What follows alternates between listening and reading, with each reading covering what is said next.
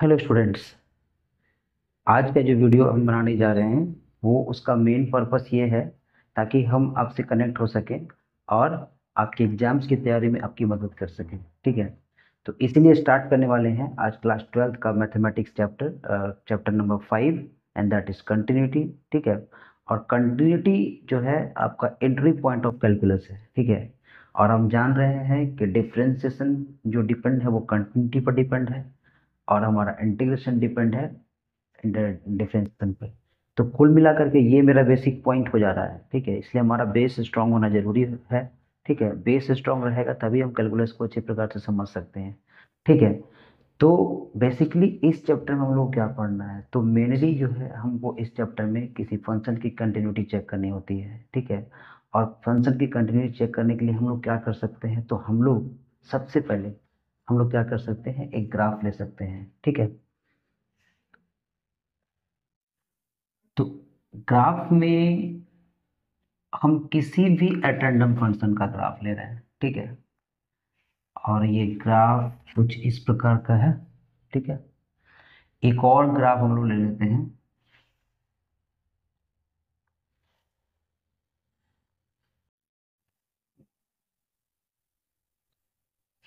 और ये कुछ इस प्रकार का है। ठीक है, ग्राफ में एक्स एक्सिस पे अगर हम एक पॉइंट सी मार्क करते हैं, ठीक है, और यहाँ भी पॉइंट सी मार्क करते हैं। ठीक है, तो देखिए इस पॉइंट के सामने में क्या है, इस पॉइंट के सामने में किसी प्रकार का कोई जंप गैप नहीं है। ठीक है, लेकिन इस पॉइंट में यहाँ पर क्या है, तो यहाँ पर जंप है, गैप है।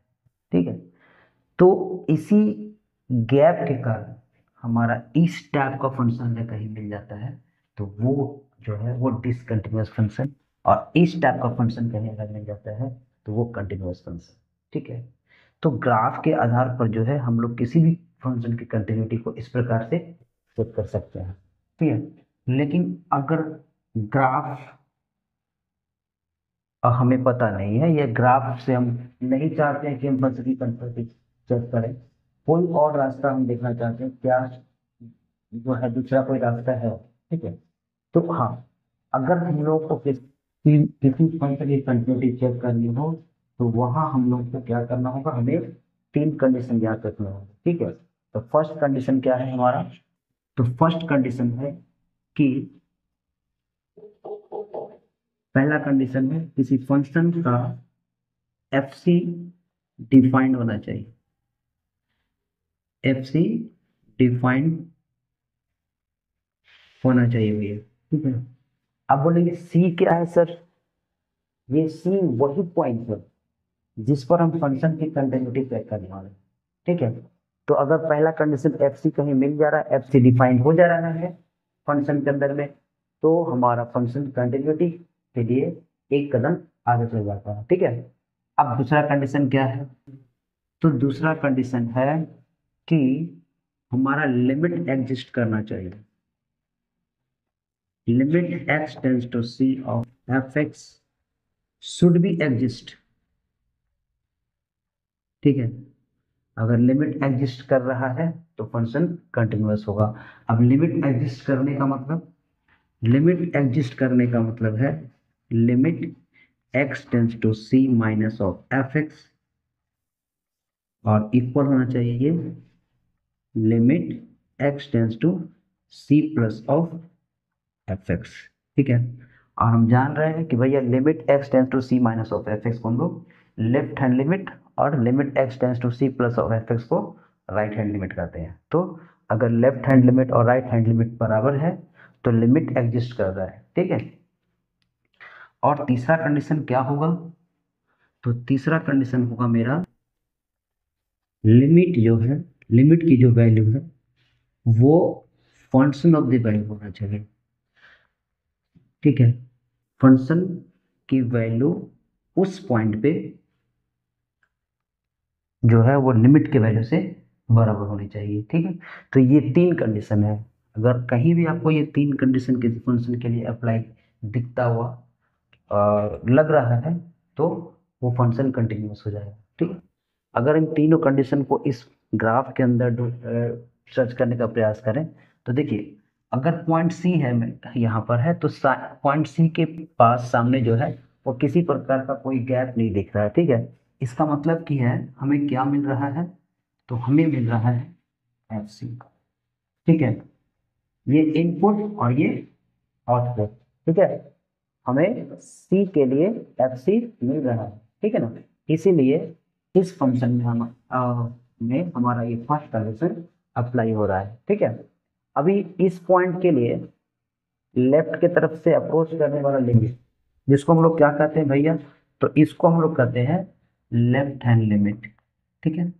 और राइट की तरफ से इस पॉइंट को अप्रोच करने वाला limit, that is right hand limit.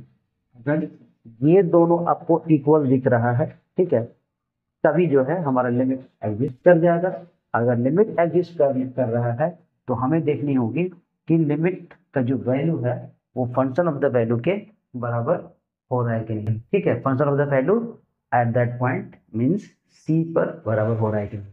तो अगर ये तीनों कंडीशन हमको मिल जा रहा है तो हम देख रहे हैं कि ये तीनों कंडीशन इस ग्राफ के लिए जो है डेफिनेटली मिलने ही वाला है, ठीक है।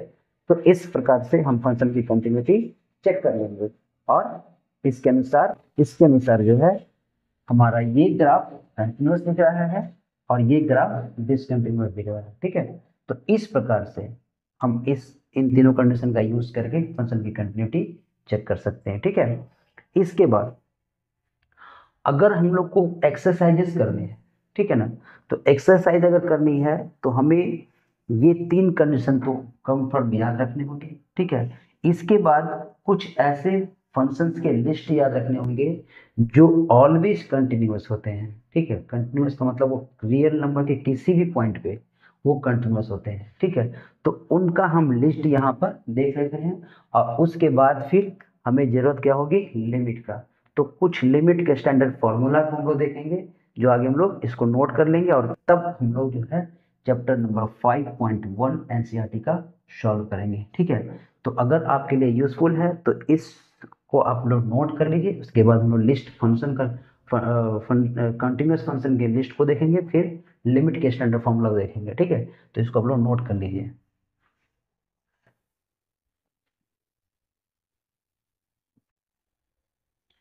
देखिए यहाँ पर हम लोग क्या किए हैं कि यहाँ पर हम लोग कुछ लिस्ट लिए हैं, ठीक है।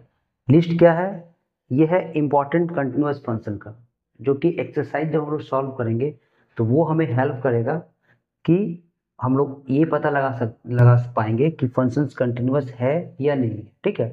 तो इसमें से कुछ इंपॉर्टेंट फंक्शन है जो ऑलवेज कंटिन्यूअस है, ये है ना। जिसमें फर्स्ट आपका कांस्टेंट फंक्शन आ रहा है, ठीक है। सेकंड पॉलिनोमियल फंक्शन आ रहा है, ठीक है, रेशनल फंक्शन और रेशनल फंक्शन के बाद modulus function, exponential function, logarithmic function, trigonometric function और इनवर्स ट्रिग्नोमेट्रिक फंक्शन। तो इनको हम लोग को दिमाग में याद रखना है कि ये फंक्शंस ऑलवेज कंटिन्यूअस हैं, ठीक है। तो जब हम लोग क्वेश्चन सॉल्व करेंगे तो हमको ये हेल्प करेगा, ठीक है। इसके बाद हम लोग देखते हैं कि जब हम लोग क्वेश्चन सॉल्व करने जाएंगे तो आपको पता है कि लिमिट जरूरी है ना। तो लिमिट के कुछ बेसिक स्टैंडर्ड फॉर्मूला है, उसको हम लोग देख लेते हैं ताकि हम लोग क्वेश्चन को सॉल्व करें तो वहां पर हमको हेल्प हो, ठीक है।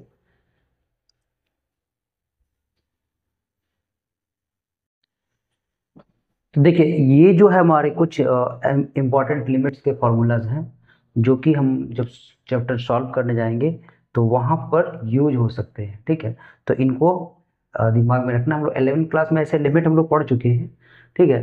तो लेकिन इन सबको जो है थोड़ा ध्यान में रखना है ताकि जब हम लोग क्वेश्चन सॉल्व करें तो ये हमको हेल्प करे, ठीक है।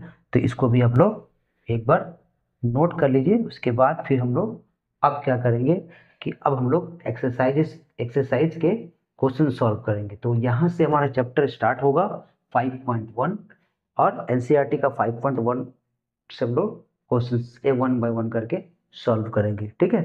चलिए इसको नोट कर लीजिए, उसके बाद देखते हैं आगे।